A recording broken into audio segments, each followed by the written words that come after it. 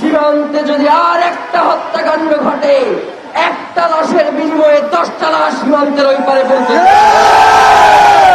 সুরক্ষা দিতে না পারার কারণে আমার জনগণকে হত্যা করা হচ্ছে।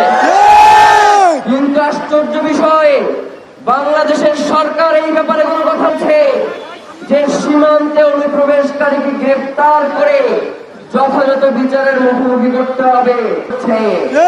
তারা ফেলানিকে হত্যা করে কাঁটাতারে ঝুলিয়ে রাখছে, তারা স্বর্ণা দাসকে হত্যা করে খাটিয়াই করে দেশে পাঠিয়ে দিচ্ছে। সীমান্তে যদি আর একটা হত্যাকাণ্ড ঘটে, একটা লাশের বিনিময়ে 10টা লাশ সীমান্তের ওই পারে পৌঁছে সীমান্তে যদি আর একটা হত্যাকাণ্ড ঘটে, একটা লাশের বিনিময়ে 10টা লাশ সীমান্তের ওই পারে পৌঁছে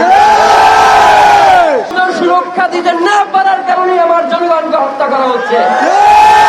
কিন্তু আশ্চর্য বিষয়, বাংলাদেশের সরকার এই ব্যাপারে কোনো কথা বলছে যে সীমান্তে অনুপ্রবেশকারীকে গ্রেফতার করে যথাযথ বিচারের মুখোমুখি করতে হবে।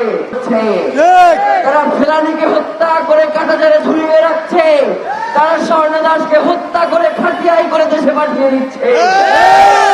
সীমান্তে যদি আর একটা হত্যাকাণ্ড ঘটে, একটা লাশের বিনিময়ে 10টা লাশ সীমান্তের ওই পারে পৌঁছে